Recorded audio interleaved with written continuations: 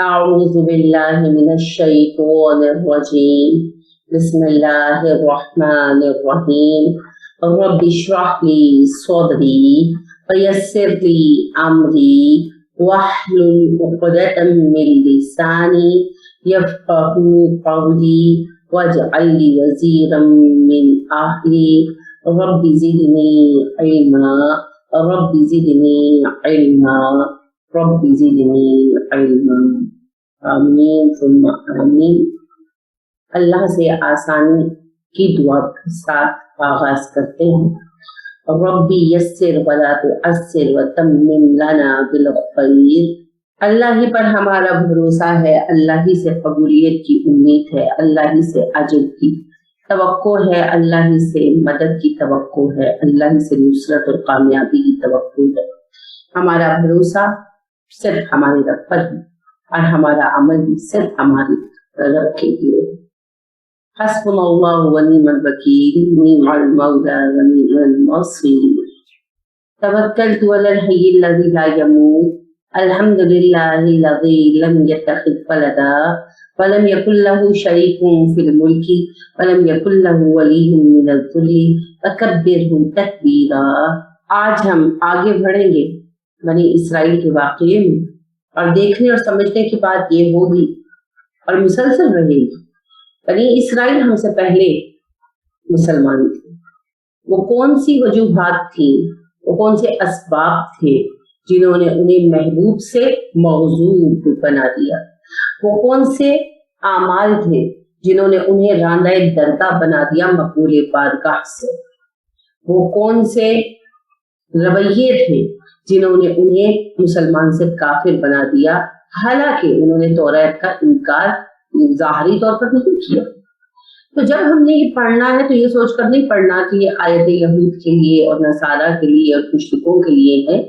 ہمیں یہ دیکھ کر پڑھنا ہے کہ کوئی امت کن وجوہات کی بنا پر ریجیکٹ ہوتی ہے، اور ان میں سے ہم میں کون کون سی خرابیاں آ گئیں، اور ہمیں اپنے آپ کو اس زوال سے کیسے بچانا ہے جس کا شکار سابقہ امتیں ہوتی رہیں، اور خاص طور پر ہم سے پہلی امت یعنی کہ یہود اس کا شکار ہوئے۔ تو ہمیں اپنے آپ کو سے کیسے بچانا، کیسے محفوظ رکھنا ہے، کیونکہ قرآن تاریخ کی کتاب نہیں ہے، قرآن تنزیل کی کتاب، آگاہ کرنے کے لیے ہے۔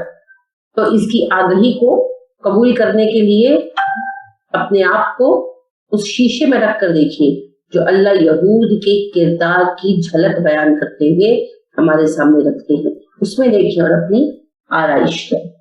اللہ رب کریم ہمیں بہترین نصیحت کی حصول کی توفیق عطا کرنا تاکہ ہم اپنے آپ کو بدل سکیں۔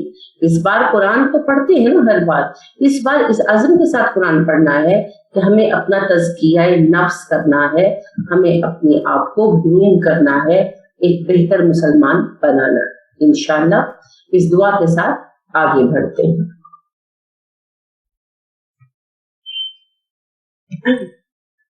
آج ہم آیت نمبر 65 سے 65 سے شروع کریں گے۔ یہاں آپ صرف پڑھنے نہیں آتے، آپ تربیت کے لیے آتے ہیں، اور تربیت میں سب سے اہم تربیت ہے ٹیم ورک، اجتماعی کام۔ کیسے؟ تو اجتماعی کام میں سب سے اہم چیز ہوتا ہے، اگر کوئی مس مینجمنٹ ہوتی ہے، how we will handle it. یہ تو چھوٹے چھوٹے معاملے ہیں، اللہ خیر کریں گے انشاءاللہ۔ ابھی تو آپ نے بڑے لیول پر کام کرنا ہے۔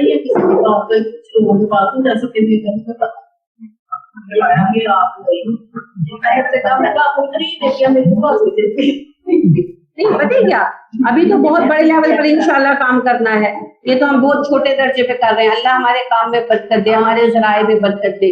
شہر کے لیول پر، صوبے کے لیول پر، ملک کے لیول پر رنگ رنگ کے لوگ ہوں گے، رنگ رنگ کے مسائل ہوں گے، تو کوئی بات نہیں۔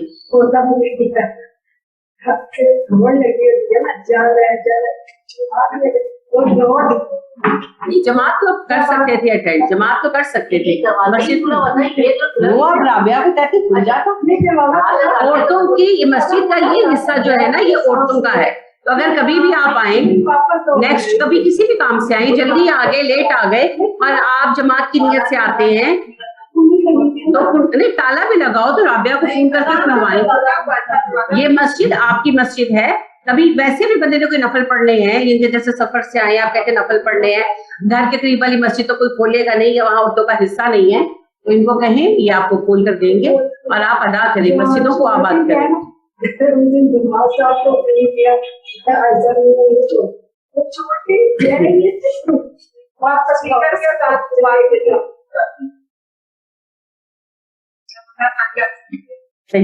اب ایسے ہے کہ میں ابھی بتا دوں کل جمعہ ہے، چونکہ جمعے کا خطبہ وغیرہ ہونے، کل آپ کی چھٹی ہوگی، اتوار کی چھٹی نہیں ہوگی، یہ بھی میں ابھی بتا دوں.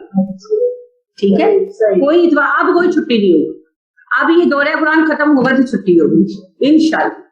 ٹھیک ہے، جمعہ ایسے 1:30 بجے ختم ہو جائے گا، ہاں تو پھر کس کی چھٹی رہتی؟ جمعہ پڑھتے ہیں، جمعے کے بعد آپ کو یہ ہے کہ کم پڑھ لیں گے، 3 بجے تک جتنا پڑھا گیا، 3 بجے چھٹی. تو چلیں بس ٹھیک ہے پھر. چلیں جی، جس سے جانا ہوگا وہ چلا جائے گا، جس سے بیٹھنا ہوگا بیٹھ جائے گا. نہیں پتہ کیوں آپ لوگ پیچھے رہ جائیں گے نا. ہاں آرام کے ساتھ پڑھتے ہیں، آرام کے ساتھ چلتے ہیں. ویسے بھی اللہ تعالیٰ کا رحمت کا دن ہے، آخری جمعہ ہے شعبان کا جی. بالکل. کل اپنا کھانا پینا پہلے کر کے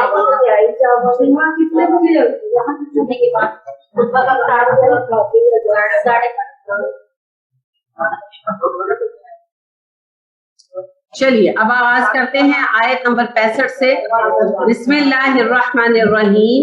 وَلَقَدْ بِلَا شک و شبہ عَلِمْتُمُ الَّذِينَ تم جانتے ہو کی تدعو جنہوں نے زیادتی کی، سرکشی کی، حد کو کراس کیا، منکم تم میں سے، فی السبت سبت کے معاملے میں.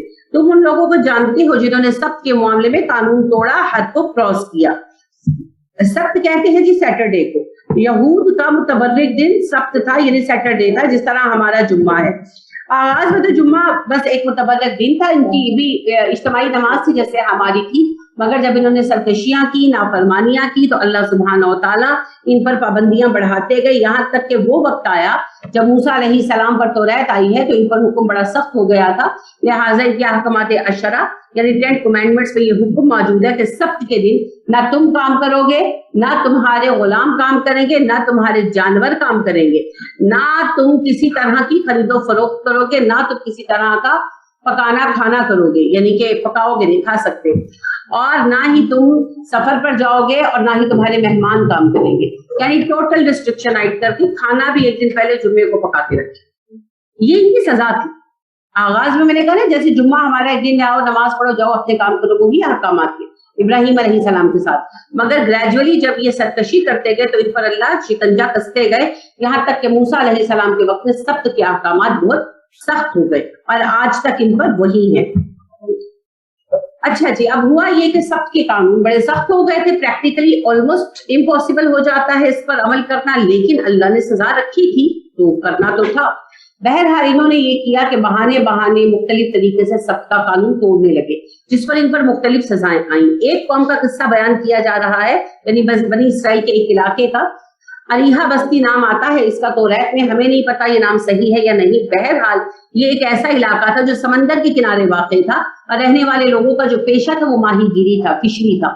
وہ جو تھے مچھلیاں پکڑتے تھے. اب ہفتے کے دن مچھلیاں زیادہ باہر آتی، کچھ تو جانوروں میں انسٹنکٹ بھی ہوتی ہے، انہیں پتا چل جاتا ہے آج خطرہ نہیں ہے، اور دوسری بات اللہ نے آزمائش میں ڈالنا تھا انہیں. اب ان کو بڑا لالچ ہوا کہ وہ بہت مچھلیاں آتی ہیں تو کیا کرے، تو پھر انہوں نے یہ تدبیر کی ان کے ایک گروہ نے کہ ہوز کھودے، تالاب کھودے، اور ان کو چوڑے چوڑے نالوں کے ساتھ سمندر کے کناروں سے ملا دیا. تو مچھلیاں پانی کے ساتھ بہتی ہوئی آ جاتی تالاب میں. جب تالاب بھر جاتے تو تالابوں کے آگے دروازے لگا رکھتے تھے، ان کو بند کرتے تھے. اتوار کے دن مچھلیاں نکال لیتے.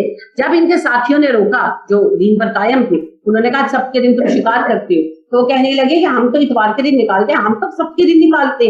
یہ کیا تھا؟ بہانہ، ہیلا. جیسے آج کل ہم سود کا کہتے ہیں کہ نہیں جی سود لینا جو ہے غریبوں سے حرام ہے، حکومت سے سود لیا تو کیا ہوا، امیروں سے سود لیا تو کیا ہوا. اچھا کیا بینک کی نوکری جائز ہے؟ ہاں جی، اپنی محنت کی کمائی لیتے ہیں. یہی ڈائلوگ بولے جاتے ہیں نا، فتوے ہیں. لیکن نبی کریم صلی اللہ علیہ وسلم کہتے ہیں جس نے سود کے انوائس لکھی، جس کے لیے لکھی گئی، جس نے لکھوائی، جس نے بطور گواہ دستخط کی، سب پر لعنت ہے. تو جو بچے بیچارے بینکوں میں کام کرتے ہیں کیا وہ سود کے ڈاکیومنٹس نہیں لکھتے؟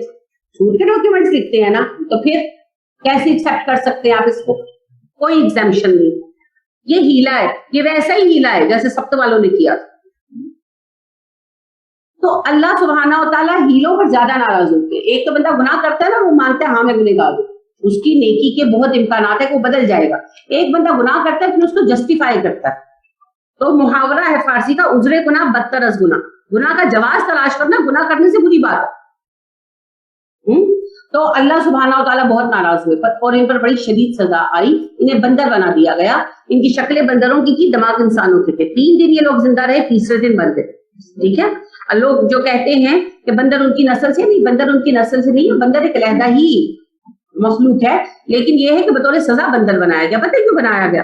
تماشا کر رہے تھے نا اللہ کے ساتھ، تو اللہ نے کہا کرو تماشے. سب سے زیادہ تماشے کون کرتا ہے؟ بندر. تو اللہ نے کہا رج کے کر لو تماشے. انا للہ و انا الیہ راجعون. فقلنا، ہم نے کہا لہم ان سے، کونو ہو جاؤ قردۃ بندر، خاسئین ذلیل. ہم نے کہا ذلیل بندر بن جاؤ. فجعلناها، بنا دیا ہم نے ان کو نکالن عبرت لما، ان کے لیے جو بین یدیہا اس وقت موجود تھے، وما خلفہا، جو بعد میں آنے والے تھے. عبرت ہے وہ اس وقت والوں کے لیے، بعد والوں کے لیے. وموعظۃ للمتقین، اور نصیحت ہے تقوی والوں کے لیے. نصیحت اور عبرت میں فرق ہوتا ہے. نصیحت ہوتا ہے سمجھانا، اور عبرت ہونا ہے آگاہ کرنا، وارن کرنا، ڈرانا. دونوں میں ڈفرنس. ٹھیک ہے. تو اللہ سبحانہ تعالیٰ فرما رہے ہیں کہ ہم نے اس وقت اور بعد والوں کے لیے عبرت بنا دیا، ڈراوا بنا دیا، اور جو ہے ہی تقوی والے ان کے لیے نصیحت. وَإِذْ قَالَ، جب کہا موسیٰ نے لِقَوْمِهِ، اپنی قوم سے، إِنَّ اللَّهَ، بے شک اللہ، يَأْمُرُكُمْ، حکم دیتا ہے تمہیں، أَن تَذْبَحُوا بَقَرَةً، ایک گائے ذبح کرو. اسی آیت سے اس سورہ کا نام بقرہ ہوا. ٹھیک ہے. واقعہ ذبح بقر، گائے ذبح کرنے کا واقعہ. واقعہ یوں ہے جی کہ موسیٰ علیہ السلام کی قوم کے 12 قبیلے تھے. ایک قبیلے کے ایک لڑکے نے اپنے چچا کو مار ڈالا کیونکہ اس کی اولاد نہیں تھی اور وہ اس کی جائیداد ہڑپنا چاہتا تھا. اب چچا کی زندگی لمبی تھی تو اسے صبر نہیں ہوا، اس نے اپنے چچا کو قتل کیا اور اس کی لاش جا کر دوسرے قبیلے کی حدود میں پھینک. اب ظاہری بات ہے جس کے کبھی حدود میں پھینکی گئی لاش ان پر قتل کا شک کیا جانے لگا، اور اس بھتیجے نے اپنے چچا کے قتل کا مقدمہ جو ہے وہ دائر کیا. اب اصول یہ تھا، قبیلے بہت بڑے تھے نا، تو ہر قبیلے کے اپنے جو تھے نا سردار تھے جو ان کے مقدمات ڈیل کرتے تھے.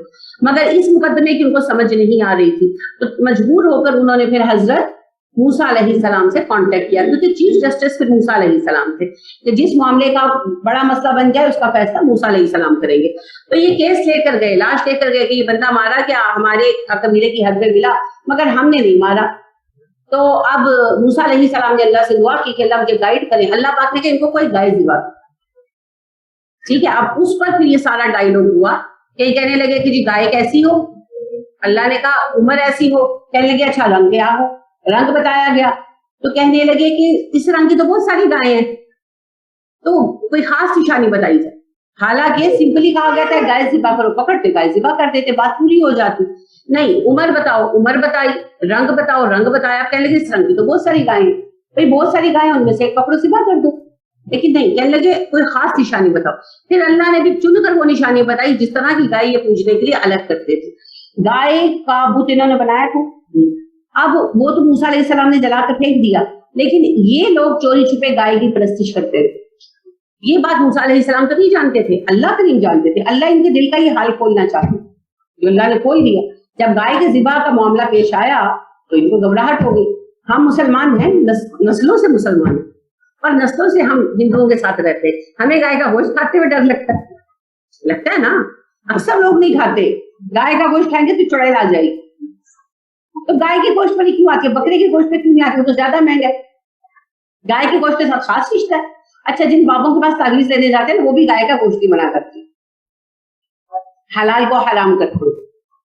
یہ بڑی چکر بازی ہے جی. تو آپ دیکھیں کہ گائے کے گوشت کو حقیر سمجھا جاتا ہے. آج تک آپ نے اپنے مہمانوں کے آنے پر بیف پکایا؟ کیوں نہیں پکایا؟ حقیر سمجھتے ہیں نا اسے، کیونکہ گاؤں والوں میں توہم زیادہ ہے. مہمان تو کیا، میرے میاں کے ورکر تھے، ہیں ابھی بھی، ان کے لیے کھانا جاتا تھا تو میں نے بیف بنا کر بھیجا تو وہ کہنے لگے کہ جی وہ مجھ میں تو چڑیل آ جاتی. اچھا بعد میں نے بنایا اور بھیجا اور میں نے نہیں بتایا. ہاں پھر کوئی چڑیل نہیں ہے نا. چڑیل کو بھی پہلے بتانا پڑتا ہے کہ بڑا گوشت کھایا ہے, نہ بتاؤ تو چڑیل کو بھی پتہ نہیں لگتا. انہی وجوہات سے دیکھیں ہندو نہیں کھاتے نا, ہندوؤں کے لیے گائے متبرک جانور ہے. ہمارا ذہن کلیئر نہیں ہوتا لیکن وجہ وہی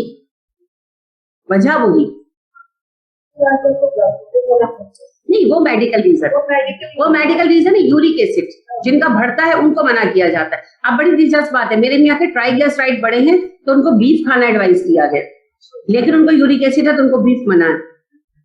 تو یعنی کہ سب سے اچھا گوشت چربی جس میں کم ہوتی ہے جو صحت کے لیے سب سے اچھا ہوتا ہے وہ گائے کا ہی گوشت. جی وائٹامن ڈی ای کی آج کل جو کمی ہے تو ابھی بھی جو ہیں میرے دوست ہیں تو ان کو شدید کمی وائٹامن ڈی کی ہوئی ہے, تو ڈاکٹر نے کہا ہے کہ بیف کی کلیجی بھون کر کھائیں, بیف کا قیمہ بھون کر کھائیں, بیف کھائیں جتنا میکسیمم لے سکتی ہے. تو ہم نے جو ڈرامے بنائے ہوئے ہیں خون کی کمی کے لیے بھی ڈاکٹر یہی کہتے ہیں کہ بیف کھائیں. بہت اچھا ہے واقعی اچھا ہے. اور گائے میں چربی کم ہوتی ہے, گائے کا گوشت جو انڈر کٹ وغیرہ وہ بڑا اچھا ہوتا ہے. تو بہرحال یہ ساری باتیں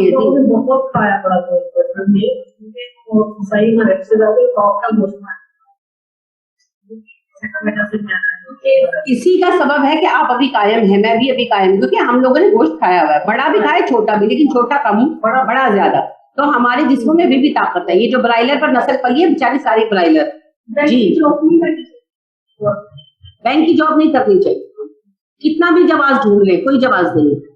دیکھیے جی نبی کریم صلی اللہ علیہ وسلم نے فرمایا سود کے گناہ کے کئی لیولز ہے, جس کا کم ترین لیول یہ ہے گویا کسی نے اپنی سگی ماں کے ساتھ زنا کی. یہ کم ترین لیول گنوایا.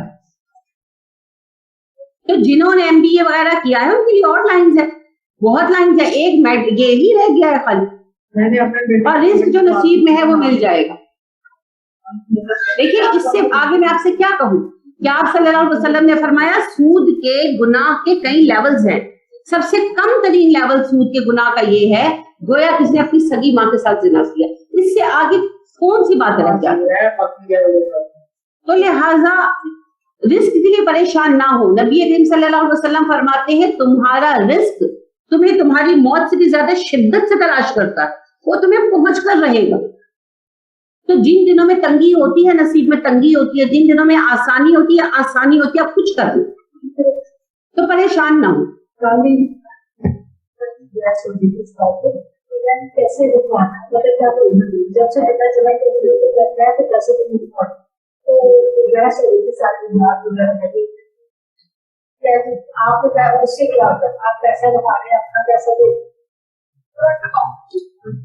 آپ پیسہ رکھوا رہے ہیں اور اپنا پیسہ لے رہے ہیں, مگر سپورٹ تو آپ سود ہی کے سسٹم کو کر رہے ہیں نا. دیکھیں ہم نے پیسہ رکھوایا, ہم نے بینک میں پیسہ رکھوایا, ہم اس پر پروفٹ نہیں لے رہے, تو بینک تو لے رہا ہے نا. بینک اچھا یہ بھی بینک نے کیوں کیا, کیونکہ لوگ کہتے تھے ہمیں پروفٹ نہیں چاہیے, ہم نے بینک میں پیسہ نہیں رکھوانا. پھر بینک نے کہا نہیں کوئی طریقہ ہو, پھر انہوں نے کہا اچھا کرنٹ سسٹم کر لو, پیسے نہ لو ہم سے. لیکن وہ بینک تو لیتا ہے اور آپ سود کے سسٹم کو ہی سپورٹ کرتے ہیں نا, وہ سارے کام کرے گا. اور وہ آپ بینک کو مضبوط کرتے ہیں, سپورٹ کرتے ہیں, آپ اس میں حصہ ڈالتے ہیں. کیوں ڈالیں, مت ڈالیں. اپنے گھروں میں آپ جو ہے حفاظت سے رکھیں, کچھ نہیں ہوتا. وہ ایک مجبوری ہے گورنمنٹ سے, بہن کہہ رہی ہے اکاؤنٹنٹ کی جاب الاؤڈ ہے, بالکل الاؤڈ ہے.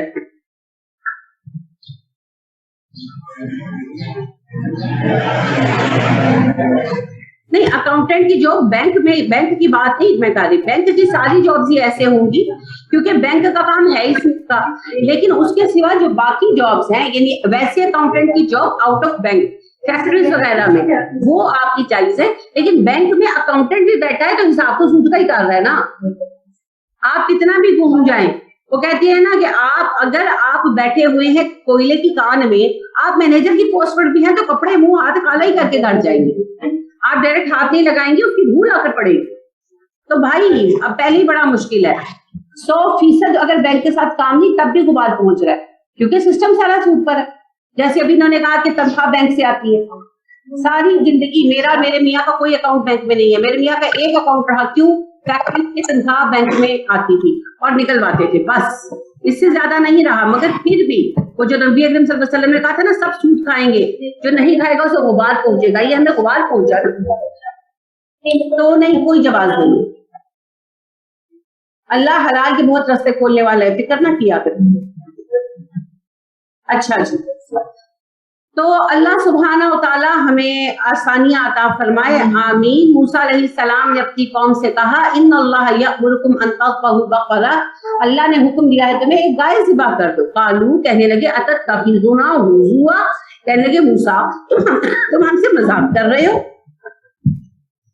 قال موسیٰ علیہ السلام نے کہا اعوذ باللہ، میں اللہ کی پناہ مانگتا ہوں، ان اکون من الجاہلین، میں جاہلوں میں شامل ہو جاؤں، یعنی اللہ کے نام پر ہی میں تم سے مذاق کروں گا، میں کوئی جاہل ہوں؟ قالوا ادع لنا، کہنے لگے دعا کر ہمارے لیے، ربک، اپنے رب سے۔ اب انداز دیکھیے، اپنے رب سے، تو ان کا رب کون تھا؟ اپنے رب بنا رکھے تھے نا، بچڑا۔ یبین لنا، واضح کر ہمارے لیے، ما ہی، گائے کیسی ہے؟ کہنے لگے موسیٰ ہمیں بتا گائے کیسی ہو۔ بندہ پوچھے گایوں کے کوئی 70 ڈیزائن ہوتے، گائے تو گائے ہے، کوئی اچھی گائے لے کر ذبح کر دو، نہ کرنے کے بہانے یہ سارے۔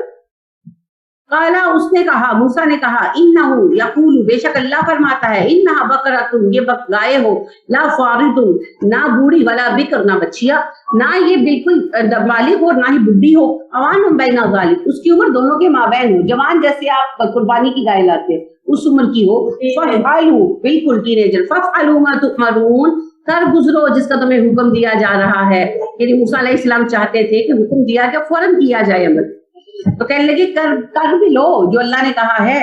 قالوا ادع لنا ربک، کہنے لگے موسیٰ اپنے رب سے ہمارے لیے دعا کر، یبین لنا ما لونھا، ہمیں بتا دو اس کا رنگ کیا ہو۔ اب میچنگ کرنی ہے کسی چیز کی، بیکار سوال ہے نا، جب کام نہ کرنا ہو تو تب ایسے سوالات ہوتے ہیں۔ قال، موسیٰ نے کہا انہ یقول، اللہ فرماتا ہے، انہا بقرۃ، یہ گائے ہو، صفراء، زرد، فاقع، گہری، یعنی کہ گہرا زرد رنگ، مطلب فاقع کہتے ہیں کالے کو اور صفراء کہتے ہیں پیلے کو، تو کالا اور پیلے کے ملنے سے بنتا ہے براؤن کلر، جو گائے کا کلر ہوتا ہے۔ صفراء فاقع لونھا، اس کا رنگ جو ہے نا وہ گہرا براؤن ہو، چمکدار ہو، تسرّ، دیکھنے والوں کو اچھا لگے، الناظرین، تسرّ اچھا لگے الناظرین، دیکھنے والوں کو۔ یہ گائے گہرے براؤن کلر کی ہو، چمکدار براؤن کلر، اور دیکھنے والوں کو اچھا لگے، وہی رنگ بھی جو ہماری گایوں کا ہوتا ہے نا۔ پچھلے سال ہی 2 سال سے میں قربانی نکالی، اس سے پہلے جو ہم نے بچہ لیا وہ بڑا خوبصورت، ایگزیکٹلی مجھے یاد ہے، پنجس کا تو ویسے ہی کلر ہے، تو وہ جو ڈارک براؤن خوبصورت چمکتا ہوا کلر ہوتا ہے وہ ہو۔ قالوا ادع لنا ربک، کہنے لگے اپنے رب سے دعا کر موسیٰ، یبین لنا، ہم پر واضح کر دے، ما ہی، کس طرح کی گائے چاہیے۔ ان البقرہ تشابہ علینا، ساری گائیں ہم پر مشتبہ ہو گئی کہ گائیں سب ایک جیسی ہیں، ساری براؤن ہوتی ہیں، کون سی گائے لائے؟ اللہ کے بندوں کو یہ گائے لے آؤ، نہیں، مسئلہ یہ تھا ذبح کرنا نہیں چاہتے تھے، پتہ کیا، اللہ بھی ان کے دل کا راز کھولنا چاہتے تھے، اور ان کو اللہ کے بارے میں بہت غلط فہمیاں تھی، یہ ان کو لگتا تھا اللہ ہمارے دل کا راز نہیں پا سکتے، تو یہ دیکھنا چاہتے تھے کیا واقعی اللہ نے ہماری چوری پکڑ لی یا کہ نہیں، یہ وہ سننا چاہتے تھے۔ وَإِنَّا انشاء اللہ لمہتدون، اگر اللہ نے چاہا ہم ہدایت پالیں گے، یہ انشاءاللہ ویسے ہے جیسا ہم کرتے ہیں نا، انشاءاللہ اللہ نے ہدایت دیتی تے پردہ کریں گے، اللہ دعا کرو اللہ توفیق دے وے، میں نماز پڑھاں گا، اور کتنی توفیق دے وے، مسلمانوں کے گھر میں پیدا کر دیا، نصیحت کرنے والے عطا کر دی، اور کیا کرے اللہ کا، یہ ویسا انشاءاللہ۔ موسیٰ کہہ رہی ہیں، سامنے کھڑے ہیں، گائیں تمہارے پاس ہیں، اب باقی کیا رہ جاتا ہے؟ قالا، موسیٰ نے کہا انہ یقول، بے شک اللہ فرماتا ہے، انہا بقرۃ، یہ ایک گائے ہو، لا ذلول، نہ ہو یہ جوتی ہوئی، تثیر الارض، ہل چلانے والی زمین میں، ولا تسقی الحرث، نہ ہی پانی دیتی ہو کھیتیوں کو، یہ گائے کسی کی ملکیت نہ ہو، لا ذلول، کسی کے قابو میں نہ ہو، نہ یہ زمین میں ہل چلاتی ہو، نہ یہ کھیتیوں کو پانی دیتی ہو، کبھی اس گائے نے کام نہ کیا ہو، کسی کی ملکیت میں نہ رہی ہو، کسی نے اس پر کاٹھی نہ ڈالی ہو، اب لے کر آؤ، مسلمۃ لا شیۃ فیہا، صحیح سالم ہو، اس میں ایک دبا بھی نہ ہو، یعنی پوری کی پوری براؤن ہو،